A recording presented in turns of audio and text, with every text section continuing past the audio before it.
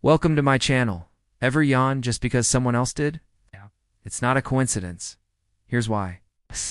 Scientists believe that yawning may have evolved as a form of communication.